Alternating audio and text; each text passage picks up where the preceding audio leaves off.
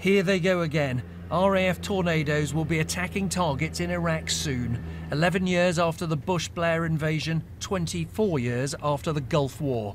But will this be the start of British involvement in a third Iraq war, or simply small-scale, largely symbolic military action? The ayes to the right, 524. The noes to the left, 43. Today's vote was only so overwhelming because it allowed MPs with conflicting views about the future to back the same motion. It masked deep anxiety about what might follow next. Anxiety that showed on the face of the Prime Minister today and in hands that could be seen shaking as he stood up to tell MPs that military action was not just moral and legal, but his and their duty. Left unchecked, we will face a terrorist caliphate on the shores of the Mediterranean and bordering a NATO member with a declared and proven determination to attack our country and our people. This is not the stuff of fantasy. It is happening in front of us, and we need to face up to it. The RAF, he said, should now join the air forces of America, Europe and the Gulf states. And protecting the streets of Britain should not be a task that we are prepared to entirely subcontract to other air forces of other countries. Today's motion limits military action to Iraq and excludes ground operations. But minutes into the Prime Minister's speech, Dennis Skinner asked a question on many minds. How long will this war last, and when will mission creep start?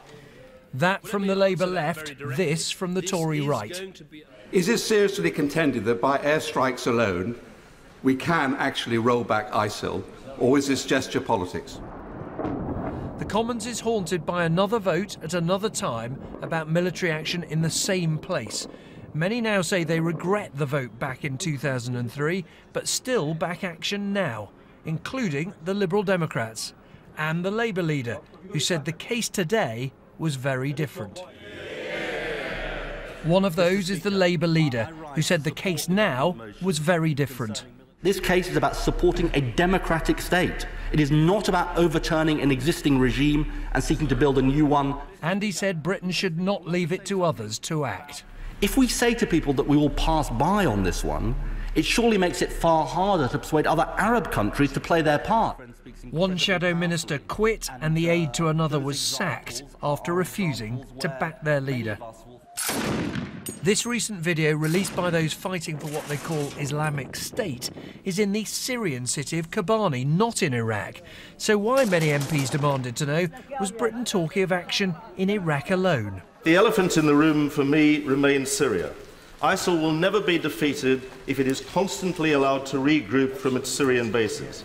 The Prime Minister agreed on the need for military strikes against IS in Syria too, but promised another Commons vote first. And we support the action that the United States and 5 Arab states have taken in Syria, and I do believe there's a strong case for us to do more in Syria, but I did not want to bring a motion to the House today which there wasn't consensus for. That's code for saying he couldn't be sure that Labour or many of his own backbenchers would back him in the face of warnings like this. ISIL is a death cult. It's a gang of terrorist murderers. It's not an army, and it's certainly not an army that's going to be destroyed by aerial bombardment.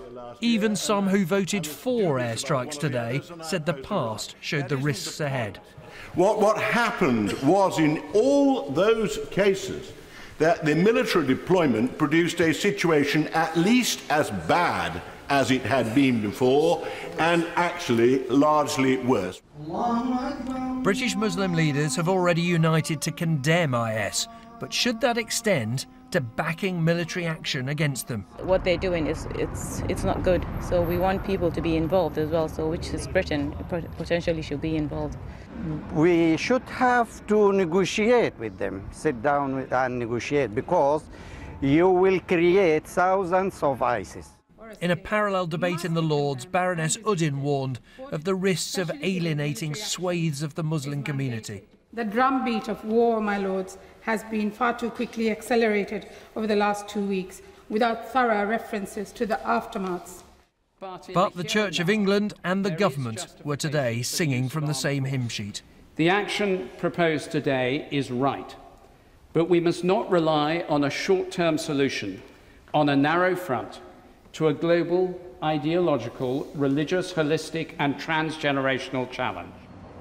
For the third time in a quarter of a century, MPs have voted to deploy our armed forces in Iraq. That's how it begins.